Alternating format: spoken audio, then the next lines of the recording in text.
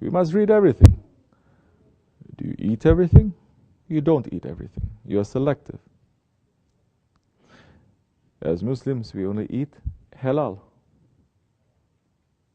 And now we don't even want just halal. We want halal, organic, hormone-free. What else? Pasture-raised, grass-fed. Oh, we're being very, very careful what goes into our body. What about what goes into our heart? How you get all these healthy foods anyway? Everyone can try to raise their own grass-fed cow, but nobody's really doing that because it's not easy to do, isn't it? So you go to someone who's able to provide it for you. The same thing with knowledge. Don't try to make your own cow. There are people who can provide it for you. They're saying, Effendi, we have to read. Because the first commandment came to the Holy Prophet ﷺ, saying, BismillahirRahmanirRahim, Iqra. Read.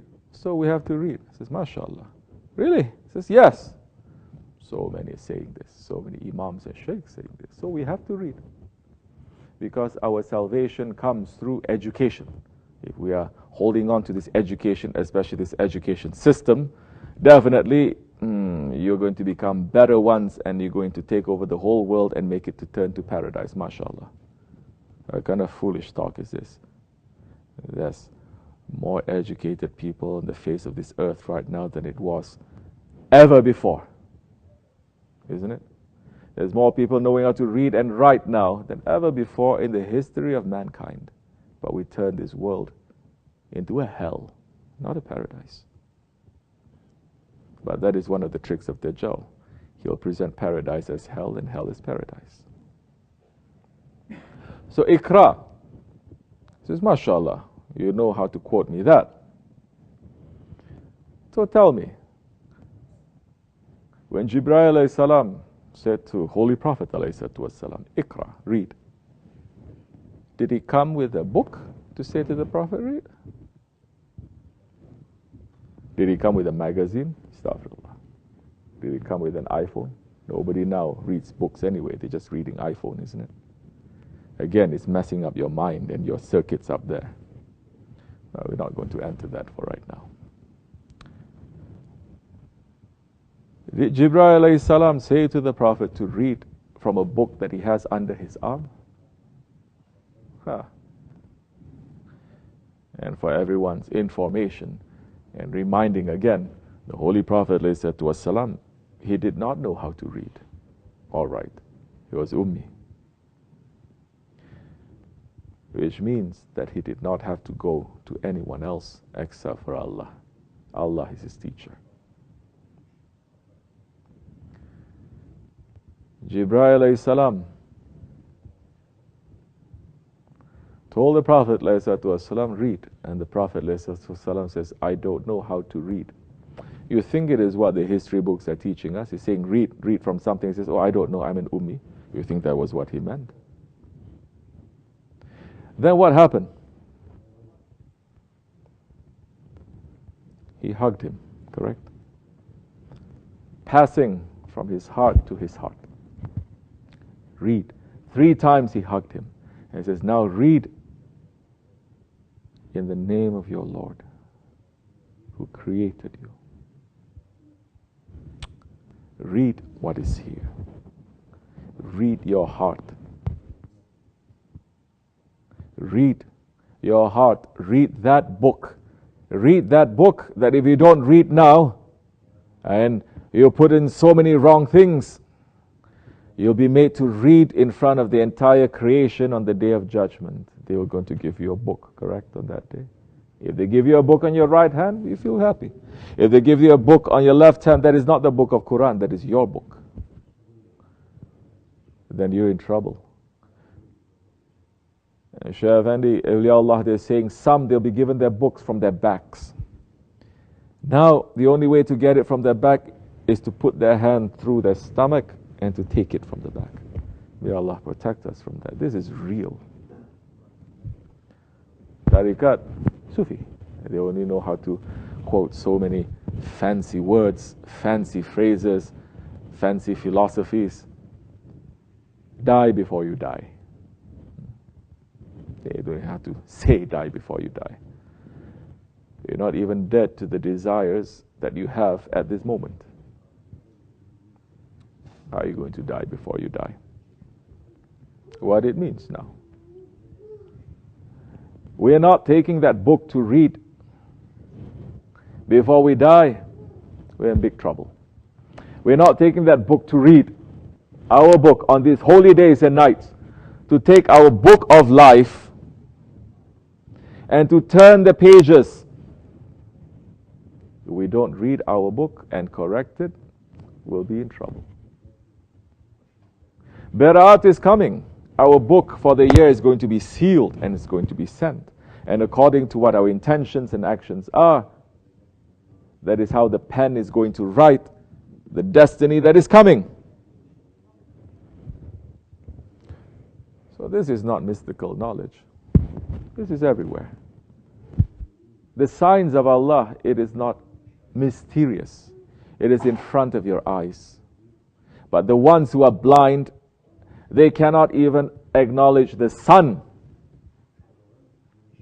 But the one whose eyes are open, he will not only look at the sun, he will discover the sun in his own room. And he's going to discover his Lord. The ones whose eyes are open, how are you going to open your eyes if your hearts are dead? Oh, comes back to you again.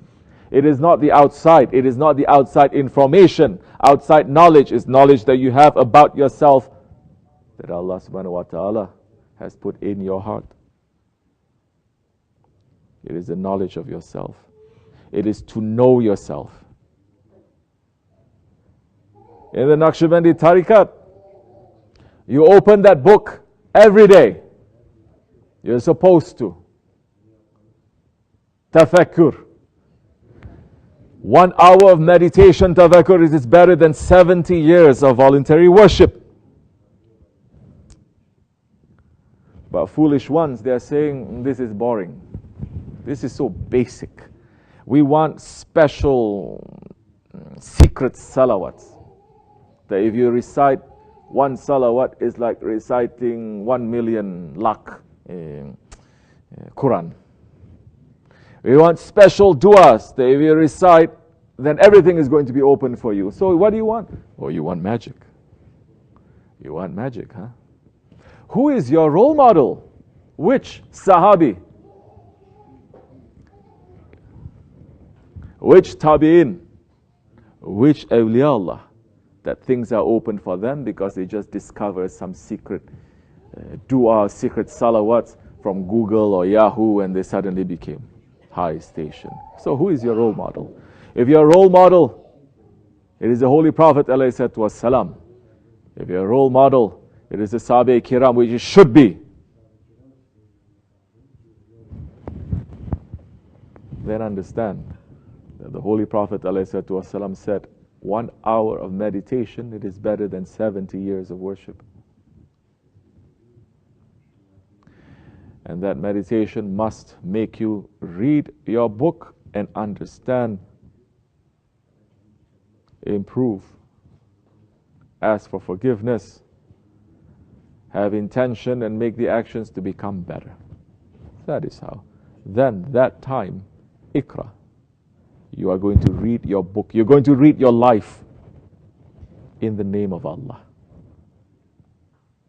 Because you're checking your book and you're saying, did I do this in the name of Allah? It's not just to say Bismillahirrahmanirrahim, Bismillah, Bismillah, Bismillah. Also, in our way, we have to say BismillahirRahmanirRahim 1,000 times between Fajr and Ishraq. Who is doing that?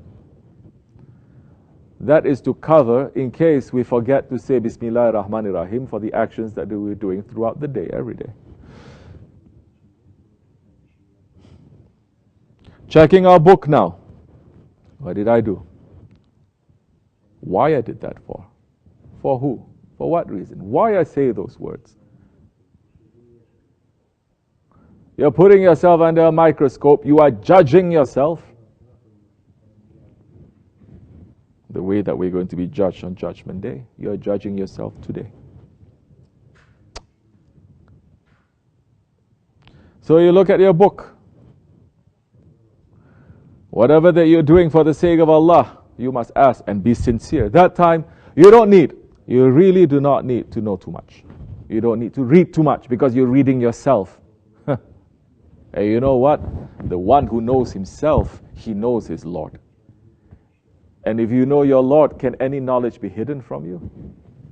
It cannot. Knowledge will be given to you when you need it. When you need it, suddenly you know what to do. Because isn't that a sunnat? Isn't that the Holy Prophet ﷺ, that he is a master of all knowledges? The awliya Allah, in their footsteps, they may not study this knowledge, worldly knowledge, or this kind of other knowledge or philosophy, or they may not know, they may not study, but they understand, and they may ask, and they may say that the one who is an expert at that knowledge, they're going to be tied up completely. They say, I don't know how to respond to this. This person's understanding is way beyond my own understanding, and I've been studying this for years. So the ayats, the signs of Allah, it is everywhere. For the one who can read, you understand? The one who can read, it is everywhere. The one who can read, you see the ayats of Allah in your hand. And then you're going to take that knowledge and you're going to live that knowledge. These days, people don't live the knowledges. Tell me you live your knowledge. You don't live the knowledge that you study in schools. They teach you useless knowledge. Fill it up with so much nonsense. Later, you cannot practice it. You cannot do nothing with it. Waste it. Malayani knowledge. Knowledge that does not concern you, that doesn't give benefit to you. Simple. You don't need that time anyone to tell you, because you are telling yourself, you are reading yourself, and you're being sincere. That time, if someone says one word to you, immediately you wake up, because you understand this one word is like 1,000 words, because you're looking at yourself every day. And you say, this is true. I need to work on it. So now, knowledge of the Mi'raj. We were there in the khutbah. We were speaking so much about the experiences of the Mi'raj that the Holy Prophet ﷺ went through. What are you going to take for yourself? We're going to listen to all these riwayats and hadiths. What is the reason? To feel good? To get some buzz, maybe, a little bit. Then later, it passes. Then to go back to our own routine, habitual lifestyle.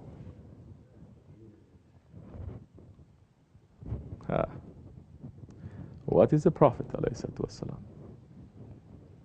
He is a messenger. He is a messenger not only from Allah to us. He is a messenger from us to Allah. Do you understand? So how much of a relationship are you building with your Prophet? How much of a relationship are you building with the ones that he has left behind as his waris, as his inheritors?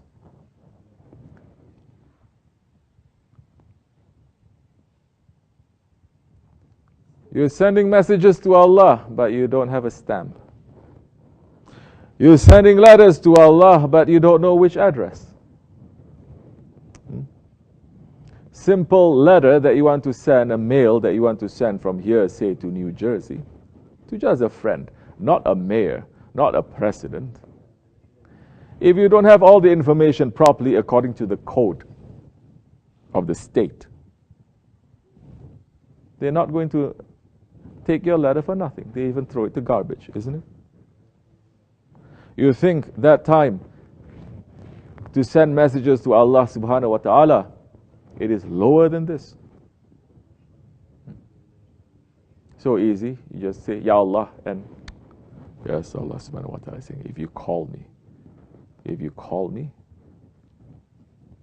I will answer. Call like how? The computer can call. A hypocrite can call. A believer calls. A prophet calls. You think all these calls are the same? And you think the response and the reply is going to be the same?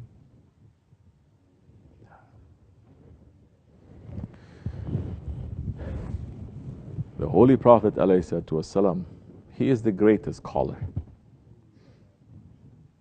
We are here in Tariqat to understand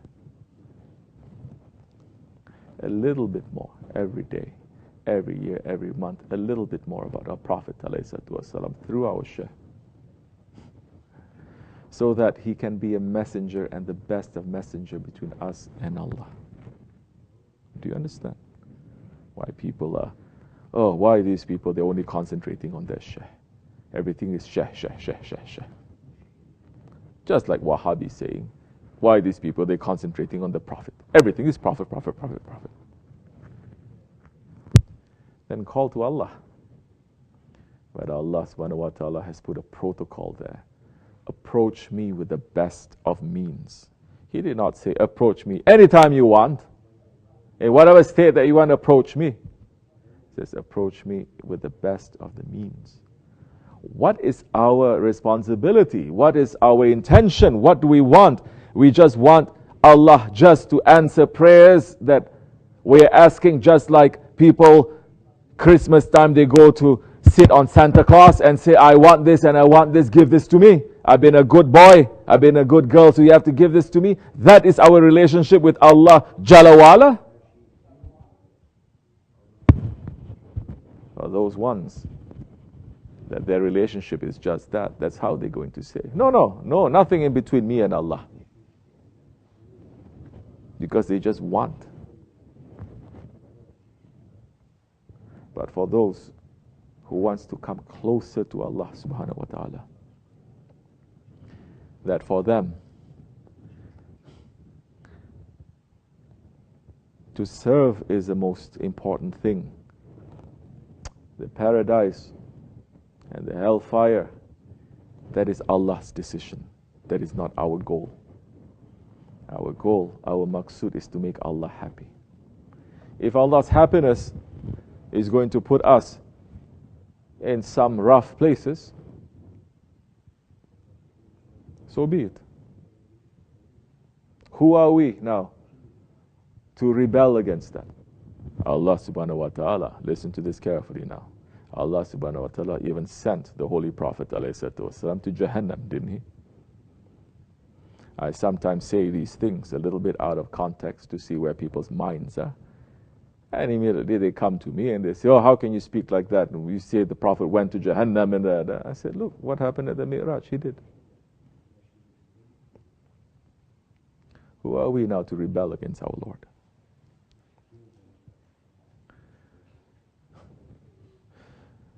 The Mi'raj is there to teach us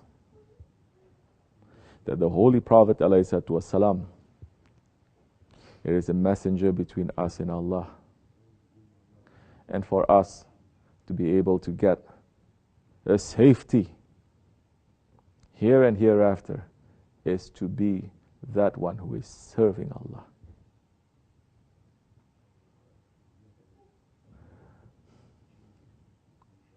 We cannot go through the tests that the Prophet ﷺ went. Impossible. We will fail.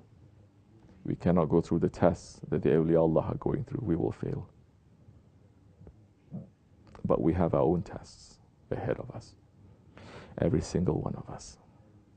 And the tests you can only pass if you know the answers. If you study for the answers. You can only pass if you have some discipline. You didn't study for the whole year, you didn't have any discipline. At least for one night you're going to say, I must have the discipline. isn't it? Couple of hours, I must have that discipline. You cannot escape. I never heard a person saying, I love the medicine so much, I'm not going to study. I don't need discipline. I just need love.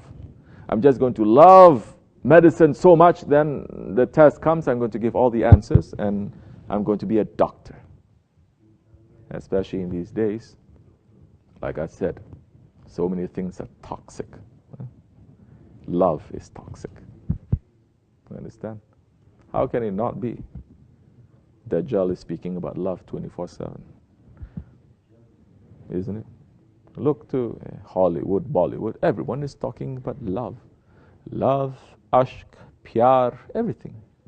Songs, never ending, always about love. Everything is love. If I said before, if some alien were to just look at popular culture in these days, he would think, without being here in this world, he would think this whole earth is filled with love. This world is paradise because everyone seems to be singing about it, talking about it, listening about it, making everything about love. But this world is a Jahannam. There is so much tyranny in this world. Awliya Allah are sick and tired of it, and they're asking Allah either to remove them or to bring Mahdi alayhi salam soon, because they cannot live in this world anymore.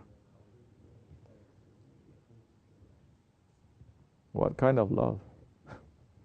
The love, if we have to the ones that the Prophet loves, is going to bring us so much pain. It's going to bring us so much hurt. Who the Prophet ﷺ he loved? Who did he love? Say. Who?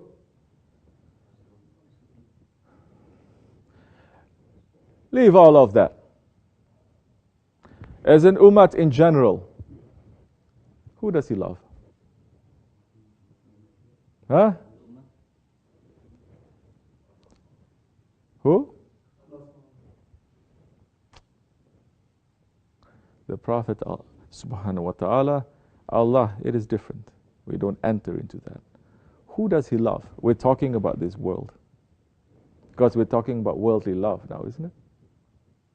You're not even following where I'm going with this now.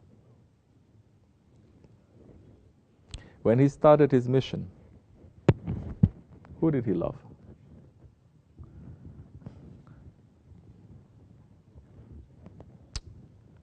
The khutbah is mentioning that. He is loving the orphans, the widows, and those who are under tyranny and they have no right. Correct? Isn't it? He did not come for his family. He did not come for his friends. He did not come but to save the nation, those ones who were oppressed. Isn't it? He loves them. Do we love who he loves? Do we love the orphans and the widows and those ones who are under tyranny? Can we say tyranny ended with the war that ended all wars, World War I? Did we say tyranny ended sometime later in World War II? From World War I until now, every single day there is a battle, there is a conflict, there is a war that is going on in this world from that time until now. Yes, of course, you remove the Khalifa, fire is going to burn this whole world.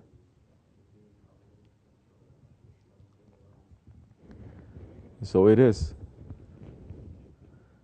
The orphans, the widows, those who are under tyranny. Does the Ummah love whom the Prophet loves? Say. Don't go too much. We look at ourselves. Do we love? We spoke about this yesterday. Huh? Somebody told me they just bombed somewhere. Leave all the politics aside. They're bombing children. Which politics, which philosophy, which regime, which ideology says it is okay? None. So it is wrong. Let's leave who is at fault, who did this, who did that. That action now. 39 Syrian children, they were bombed.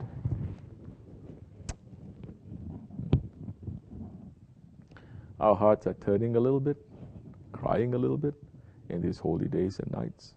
So many Sufis, this is the time where they cut themselves off from all of these things and they just make zikr.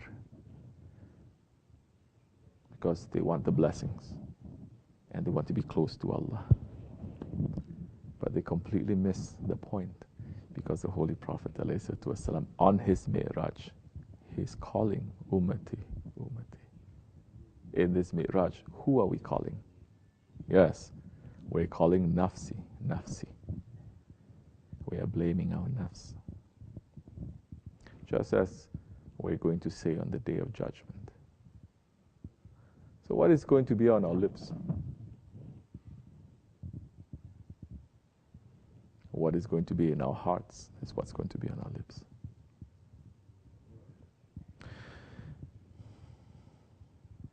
So to feel for the Ummah, because Hazreteri Mahdi alayhi salam is not going to come for you and me to bring us to higher stations. He's going to come to end this age of tyranny. Are we understanding this age of tyranny?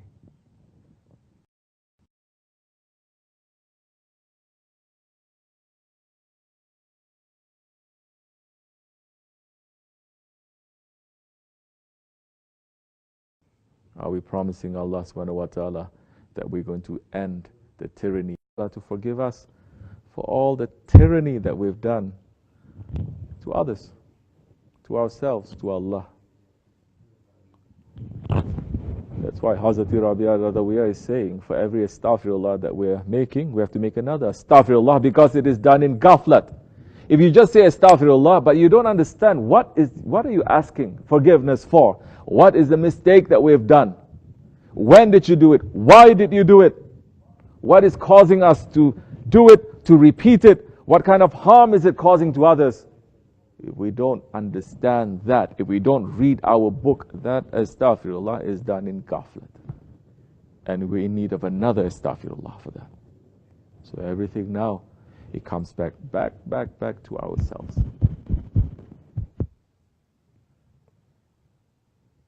The one who knows himself, he knows his Lord. Inshallah Rahman, in these holy days, we will take this, the Mi'raj. Not just, it's good to sit and to understand and to hear the riwayats and everything else that has happened. But we cannot miss the real teachings and how it's going to benefit us in these days, in these times, today. Otherwise,